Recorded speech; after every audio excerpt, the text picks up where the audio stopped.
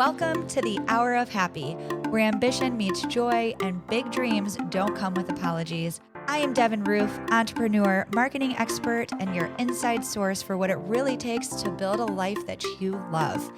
Whether you're building a business, making a career leap, or just chasing the spark that lights you up again, this is your space to grow, laugh, learn, and remember who the heck you are. This is the Hour of Happy. Let's dive in.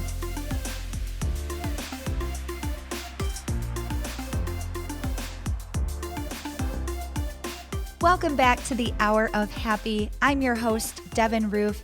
And if you're listening today feeling a little burnout, stressed out, and pulled in too many directions, then this episode is for you. Today, we're talking about something that's simple but not always easy, and that's how to show up for ourselves. You guys, I chose this podcast for today because there are times in all of our lives when we feel like we're running on fumes, saying yes to everything and trying to hold it all together. We think that if we just pushed a little harder or proved ourselves a little more, everything would fall into place. We think that fulfillment comes from being everything to everyone. Do you feel me? But here's what I've learned. The magic doesn't happen when someone else finally sees you or gives you permission. It happens when you start making yourself a priority. When you stop waiting to feel worthy and start showing up like you already are. You guys, some of the biggest breakthroughs I've had in my life didn't come from external validation. They came when I carved out time for me. When I shut the world out for a second and listened to what I needed most. It's wild how much clearer your goals become when you give yourself permission to slow down, to get selfish with your time, to choose alignment over approval. And gosh, that's big. I'll say it again, alignment over approval. That just means you're honoring your own needs. You're setting boundaries. You're giving yourself what we're constantly and so willingly always giving to others. So when you start doing this, you'll see that showing up for yourself doesn't just change your mood, it shifts your entire trajectory. You become more focused, more energized, and more in tune with the life you actually want to create. And when you start living from that place, everything changes. There was a time in my life when I kept bending to accommodate everyone else constantly. And this was both personally and professionally. I was young in my career and I wanted to make an impression. I was literally saying yes to everything and grinding myself out. I mean, joining committees, joining volunteer groups. I was arriving to work early and clocking out late multiple nights consistently. And don't get me wrong, when you're doing things like that and you're rocking your career, it feels really good and it's fulfilling. But that type of lifestyle just wasn't sustainable, and I watched myself disappear in the process.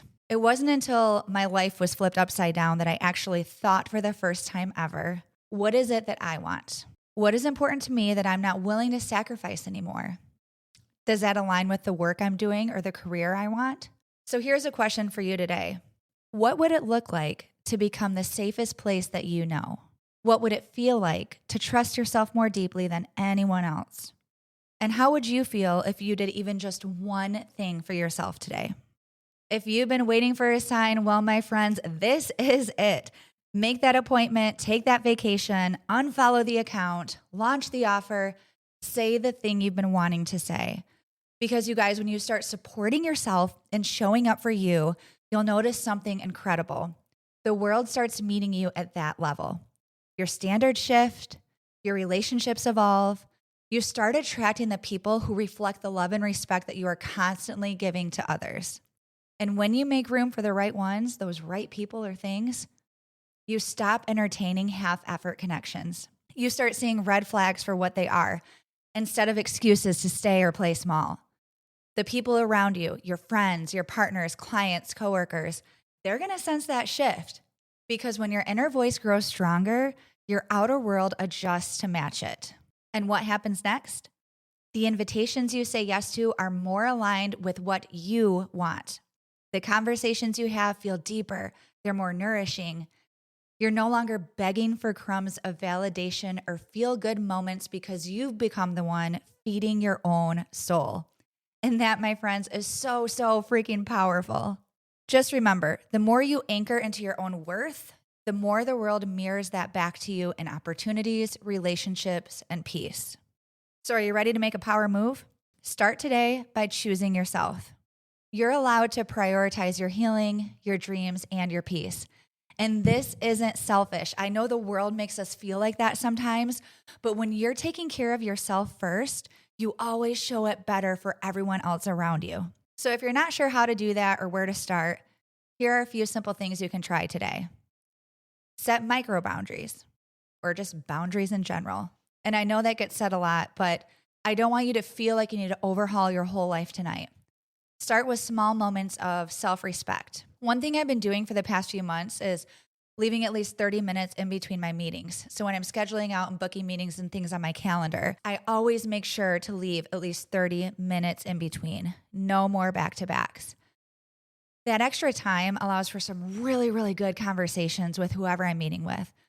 And that sweet spot is where the magic really happens.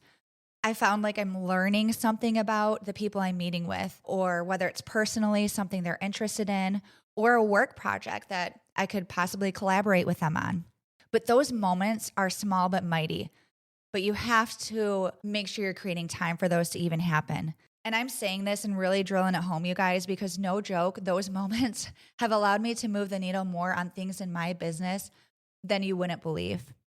So set boundaries so that you have space to allow these moments to happen. And again, that could be personally or professionally. Another tip is to create a pocket of time that's just for you. So instead of adding more to your plate, carve out some time in your day that's only yours. Maybe it's getting up an hour earlier to enjoy your coffee in silence and make your to-do list before the world wakes up or your kids wake up. Maybe it's taking a walk or carving out time to work out every day. One thing that I love to do at the beginning of each week is I do take an hour to plan for the week ahead. So I review all of my meetings, I look at my to-do list, things that need to get done, and I fill in any gaps. I actually create more time and build in time in my calendar to move the needle on those things and to get the action items done. That really helps me because it frees a lot of mental space up in my mind. And it just gives me a really clear view and shot of the upcoming week ahead. 20 minutes, an hour, whatever it is, that can shift your entire day. Just make sure you're creating a pocket of time that's just for you. And my third tip, speak to yourself like someone you love. Why is it, you guys, that we just love to beat ourselves down? We are our own worst enemy, own worst critics. And, it sucks because we hear and take in and absorb everything that we're saying to ourselves. So think about this. Would you be saying some of the things you say to yourself to your best friend or your spouse? You wouldn't. So don't say it to yourself. Replace that judgment with compassion. Celebrate your small wins. Interrupt negative self-talk with positivity and grace. Think about it like this, you guys. You're listening to yourself more than anyone else is, so make that voice kind. Thank you for listening to the Hour of Happy podcast. If today sparked something in you, a truth, a challenge, or a fresh new idea, share it. Tag me, DM me, or send it to a friend who should hear it too. And remember, joy isn't a reward. You don't have to hustle harder to earn it. You just have to choose it. Until next time, I hope you find your hour of happy in every day.